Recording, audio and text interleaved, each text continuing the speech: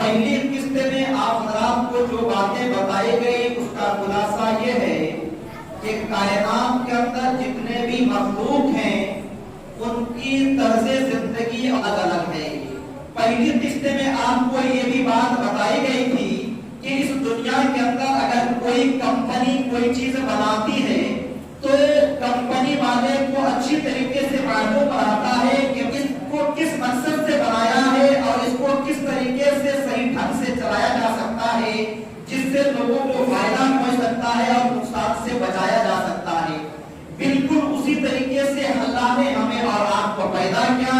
ہمارے جسم کے پورے پارٹ سے پورے حصے اور پورے انگ کو اللہ نے بنایا تو اللہ کو اچھی طریقے سے معلوم ہے کہ ایک انسان کو کس طریقے سے زندگی گزارنا چاہیے، کس طریقے سے اپنے اعضاء و جوارح کو استعمال کرنے سے اس کو بھی فائدہ ہو سکتا ہے، دنیا کے دوسرے لوگوں کو بھی فائدہ ہو سکتا ہے، اور کس طریقے پر زندگی گزارنے سے وہ دنیا اور آخرت کے نقصان سے بچ سکتا ہے۔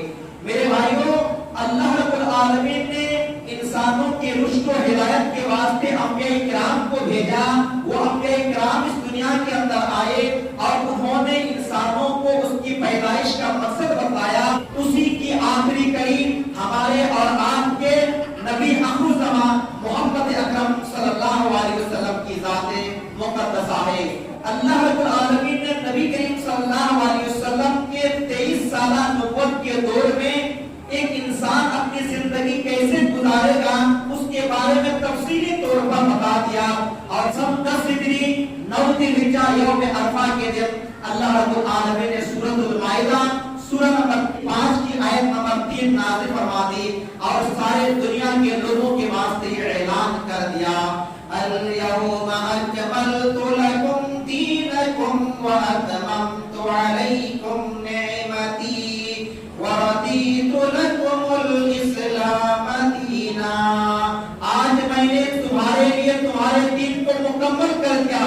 تم کس طریقے سے زندگی گزارو گے، صبح سے لے کر شام تک اور شام سے لے کر صبح تک تمہاری طرز زندگی کیسی ہونی چاہیے، کیسے کیسے حالات آئیں گے، کیسے کیسے موسم آئیں گے، کیسے کیسے لوگوں کے ساتھ تمہارا مٹبھیڑ ہوگا، سارے چیزوں کے بارے میں جانکاری دے دی۔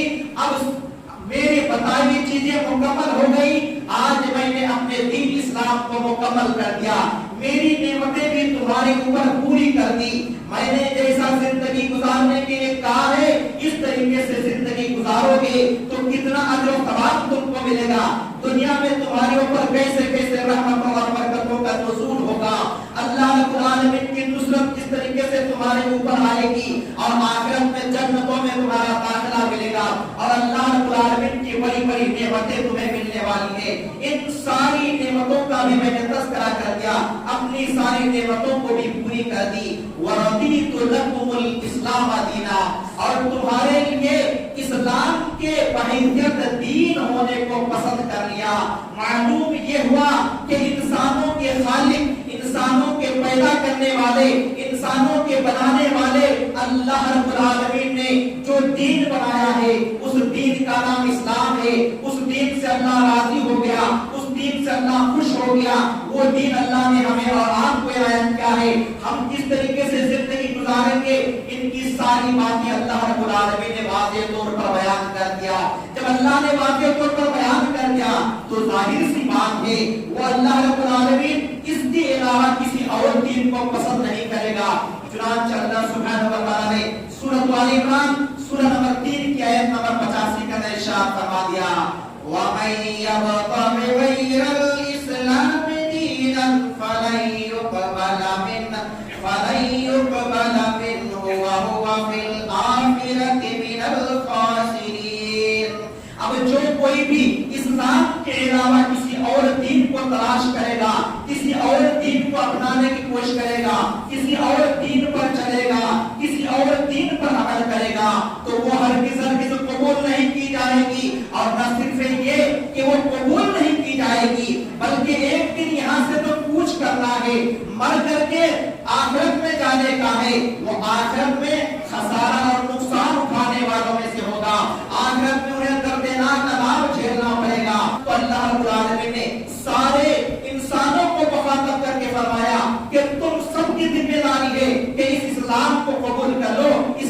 के दायरे के अंदर आ जाओ और इस्लामी तरीके पर अपनी जिंदगी गुजारो ताकि तुम दुनिया और आखिरत के खसारे और नुकसान से बच सको। चुनांचे सूरह ज़ुमर सूरह नंबर 39 की आयत नंबर 54 में अल्लाह सुब्हानहू व तआला इरशाद फरमाता है वअनीबू इला रब्बिकुम वअस्लिमू लहू मिन क़ब्ल अन यातियकुमुल अज़ाबु बग़ततन व थुम्मा ला तुनसरून। और अपने रब की तरफ झुक पड़ो और उसी के लिए इस्लाम कबूल करो, उसी की इताअत और फरमाबरदारी करो, उसी की बात मानो, उसके बताए हुए तरीके पर अपनी जिंदगी गुजारो। इससे पहले कि तुम्हारे ऊपर अज़ाब आ जाए, फिर तुम्हारी मदद न की जाए। अगर अल्लाह का अज़ाब आया तो अल्लाह के अज़ाब से कोई तुम्हें बचा नहीं सकता है। तो अल्लाह रब्बुल आलमीन ने सारे इंसानों को कहा कि लोगों, अगर तुम अल्लाह के अज़ाब से बचना चाहते हो तो तुम्हें अल्लाह के दीन इस्लाम को कबूल करना पड़ेगा। अब जो लोग अल्लाह के दीन इस्लाम को कबूल कर लिए उनके बारे में अल्लाह रब्बुल आलमीन ने कह दिया कि सिर्फ नाम के मुसलमान तुम्हें बनने का नहीं है, सिर्फ नाम के और दिखावे के वास्ते अल्लाह के मुती और फरमाबरदार बनने का नहीं है, बल्कि अल्लाह रब्बुल आलमीन ने बयान फरमा दिया सूरतुल बकरा सूरह नंबर 2 की आयत नंबर 208 के अंदर या अय्युहल्लज़ीना आमनु दुखुलू फिस्सिल्मि काफ़ा। ऐ ईमान वालो, ऐ मोमिनो, ऐ मुसलमानों, तुम लोग इस्लाम के अंदर मुकम्मल तौर पर दाखिल हो जाओ, इस्लाम के अंदर पूरे पूरे दाखिल हो जाओ। इबादत तुम्हारी इस्लाम के तरीके पर होनी चाहिए, मुआमलात तेरे इस्लाम के तरीके पर होनी चाहिए। तुम क़यादत करो, तुम सियादत करो, तुम तिजारत करो, सब इस्लामी तर्ज पर होनी चाहिए। तुम्हारा उठना बैठना, तुम्हारा खाना पीना, तुम्हारा पहनना ओढ़ना, तुम्हारा बातचीत करना, तुम्हारा एक दूसरे से गुफ्तगू करना, हर चीज ए टू जेड सब अल्लाह रब्बुल आलमीन के बताए हुए तरीके पर होनी चाहिए। अगर तूने इस्लाम कबूल तो किया, तूने अल्लाह उसके रसूल सल्लल्लाहु अलैहि वसल्लम के मुती व फरमाबरदार होने का दावा तो कर लिया और फिर बाद चीजों को इस्लाम के मान लो और बाद गैरों की बातों को मानो, दो रंगी छोड़ दे, एक रंग हो जा, सरासर मोम हो या संग हो जा, या तो पक्के सच्चे मोमिन बन जाओ या तो काफिर और मुशरिक हो जाओ। तुम अपने आप को दावा करते हो मुसलमान होने का और फिर तुम काम करते हो गैरों का, तो फिर न तुम्हें दुनिया में कामयाबी मिल सकती है और न ही आखिरत में कामयाबी मिल सकती है। मेरे भाइयों, अल्लाह रब्बुल आलमीन ने जितने भी नबियों को और रसूलों को इस दुनिया के अंदर भेजा, उनकी सबसे पहली जो तालीम थी, उनका सबसे पहला जो हुक्म था वो है अल्लाह रब्बुल आलमीन की इबादत करना। चुनांचे देखिए सूरह अंबिया सूरह नंबर 21 की आयत नंबर 25 में अल्लाह सुब्हानहू व तआला इरशाद फरमाता है वमा अरसलना मिन क़ब्लिका मिन रसूलिन इल्ला नूही इलैहि अन्नहु ला इलाहा इल्ला अना फअबुदून। ऐ प्यारे हबीब मोहम्मद सल्लल्लाहु अलैहि वसल्लम, हमने आपसे पहले जितने भी नबियों को भेजा हर एक की तरफ यही वही की है कि तुम अपने मानने वालों को कह दो ला इलाहा इल्ला अना, कि मेरे अलावा कोई माबूद बहक नहीं है, लिहाजा तुम सब मेरी इबादत करो। तो इस्लामी तर्ज जिंदगी का जो तालीम है वो ये है कि हम अल्लाह रब्बुल आलमीन की इबादत करें। क्यों? उसकी वजह ये है कि हमें और आपको अल्लाह रब्बुल आलमीन ने इबादत करने के मकसद से ही पैदा फरमाया है। चुनांचे सूरह ज़ारियात सूरह नंबर 51 के आयत नंबर 56 में अल्लाह सुब्हानहू व तआला इरशाद फरमाया वमा खलक़तुल जिन्ना वल इंसा इल्ला लियअबुदून। और मैंने जिन्नों और इंसानों को इसीलिए पैदा किया कि वो मेरी इबादत करें। जब अल्लाह रब्बुल आलमीन ने हमें इबादत करने के मकसद से पैदा किया है तो हमारी और आज की जिम्मेदारी है कि अपने पैदाइश के मकसद को पूरा करें। इस कायनात के अंदर जो भी चीजें बनाई गई हैं, जिस मकसद से बनाई गई हैं, वो मकसद उससे पूरा किया जाता है। लेकिन हम ऐसे गए गुजरे इंसान हैं जो अपने पैदाइश के मकसद को पूरा नहीं कर रहे हैं। मेरे भाइयों, आज हमारे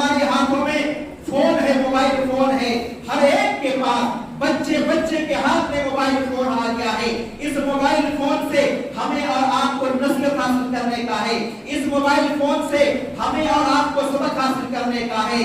मोबाइल कंपनी ने जब मोबाइल बनाई तो उसका मकसद था फोन किसी को करना या फोन आए तो उसको रिसीव करना, यानी बातचीत करने के लिए ही कंपनी ने मोबाइल बनाई थी। उसके बाद फिर देखे बहुत सारे ऑप्शन से उस मोबाइल के अंदर दिया जाने लगा।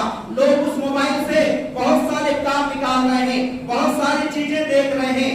लेकिन आप गौर कीजिए कि हम इस मोबाइल में जितने भी ऑप्शन हैं उसमें से किसी भी ऑप्शन को लेकर के आप काम कीजिए। आप चाहे कुछ बनाइए मोबाइल से, चाहे आप उसमें कुछ लिखिए, चाहे आप कोई वीडियो देखिए, या जो भी काम मोबाइल से किया जाता वो कीजिए। अगर किसी का फोन आए तो फौरन ये सारे ऑप्शन से कट हो जाते हैं और कॉल आना शुरू हो जाता है। हमें कहा जाता है कि जिस मकसद से मोबाइल को बनाया गया है, यानी फोन आना या फोन करना, देखो फोन आ रहा है, कॉल आ रहा है, तुम रिसीव कर लो, यानी सारे ऑप्शन से के काम खत्म। जिस मकसद के लिए बनाया गया है मोबाइल का, वो मकसद पूरा करने के लिए कहा जा रहा है। मेरे भाइयों और बहनों, हमें और आपको अल्लाह रब्बुल आलमीन ने अपनी इबादत के लिए पैदा किया है। इसी मकसद से जब अल्लाह ने पैदा किया है, हम दुनिया के सारे काम कर रहे हैं। आप फायदा हासिल करने के सारे काम कीजिए जिससे दुनिया और आखिरत का फायदा हो। लेकिन जैसे ही अल्लाह की इबादत का वक्त आ जाए और मस्जिद की मीनारों से अल्लाहु अकबर की सदा बुलंद हो जाए, मस्जिदों की मीनारों से मुअज्जिन हय्या अलस सलाह हय्या अलल फलाह, आओ नमाज की तरफ, आओ कामयाबी की तरफ कह करके बुलाए, तो हम सब की जिम्मेदारी है कि अपनी पैदाइश के मकसद को पूरा करें और अल्लाह रब्बुल आलमीन के दरबार में आए, सर्व सुजूद हो जाए, अल्लाह के वास्ते नमाज अदा करें और अल्लाह रब्बुल आलमीन की इबादत करते हुए अल्लाह रब्बुल आलमीन से गोया कहें, ऐ अल्लाह तूने जिस मकसद से हमें पैदा किया है, देखो हम दूसरे काम में मसरूफ थे, सारे काम काज को छोड़ करके अपनी पैदाइश के मकसद को पूरा करने के लिए तेरे दरबार में हाजिर हुए हैं। आज हम और आप जो जिस मकसद से बनाई गई है उसके मकसद को पूरा कर रहे हैं। ये फैन चल रहा है, ये इसलिए लगाया गया है ताकि गर्मी लगे तो इसको ऑन किया जाए, इसको चालू किया जाए और इसके जरिए से गर्मी को दूर किया जाए। क्या इसके अलावा किसी और काम में इसको लगाते हैं? जिस इस्तेमाल के लिए, जिस मकसद के लिए पर्दे को बनाया गया है, क्या उसके अलावा किसी और मकसद में उसको लगा रहे हैं? तो फिर क्या वजह है कि जिस मकसद से हम पैदा किए गए हैं वो मकसद हम और आप पूरा नहीं कर रहे हैं? मेरे भाइयों, अल्लाह रब्बुल आलमीन की इबादत क्यों हम करें? अल्लाह रब्बुल आलमीन ने उसके बारे में सूरह बकरा सूरह नंबर 2 के आयत नंबर 21 और 22 के अंदर इरशाद फरमाया, या अय्युहन नासु उबुदू रब्बकुमुल्लज़ी खलक़कुम वल्लज़ीना मिन क़ब्लिकुम लअल्लकुम तत्तक़ून। ऐ लोगों, जिस रब ने तुम्हें पैदा किया और तुमसे पहले के लोगों को पैदा किया, उसकी इबादत करो ताकि तुम्हारे अंदर डर पैदा हो जाए, तक़वा पैदा हो जाए, परहेजगारी पैदा हो जाए। तो जब रब्बुल आलमीन ने हमें पैदा किया तो रब्बुल आलमीन ही की इबादत करनी चाहिए। अब जरा बताएं, दुनिया में जो लोग किसी और की बात करते हैं, क्या उनमें से किसी ने इसको पैदा किया है? और फिर अल्लाह रब्बुल आलमीन ने सूरह बकरा सूरह नंबर 2 के आयत नंबर 22 के अंदर बयान फरमाया, अल्लज़ी जअल लकुमुल अर्द फिराशन वस्समाअ बिनाआ, जिसने तुम्हारे वास्ते जमीन को बिछाना और आसमान को छत बनाया। जरा बताएं तो सही, क्या इस जमीन को अल्लाह के अलावा किसी और ने बनाया है या अल्लाह रब्बुल आलमीन को किसी ने साथ दिया है बनाने में? हरगिज़ नहीं, सिर्फ अल्लाह ने बनाया है। आसमान को क्या अल्लाह के अलावा किसी और ने बनाया है या आसमान की किसी चीज को अल्लाह के अलावा किसी और ने बनाया है? ये दुनिया के लोग जिन्हें बड़ा समझते हैं, जिनके सामने अपने सर को झुकाते हैं, जिसके सामने नजर नियाज करते हैं, जिससे डरते हैं, जिसकी पूजा पाठ करते हैं, क्या उनमें से किसी ने आसमान या आसमान की किसी चीज को बनाया? या अल्लाह रब्बुल आलमीन जब बना रहा था क्या इन लोगों में से किसी ने उसको साथ किया? हरगिज़ साथ नहीं किया। व अंज़ल मिनस समाई माअन फअखरज बिही मिनत थमराति रिज़क़न लकुम फला तजअलू लिल्लाहि अंदादन व अंतुम तअलमून। और उसी अल्लाह रब्बुल आलमीन ने आसमान से बारिश बरसाया। अल्लाह रब्बुल आलमीन ये आसमान से बारिश बरसाता है और जमीन से इसी बारिश के जरिए से हमारे रिज़्क़ के वास्ते फल और फ्रूट उगाता है। अल्लाह रब्बुल आलमीन आसमान से बारिश भी बरसाता है और जमीन से पैदावार भी उगाता है हमारे रिश्ते की खातिर।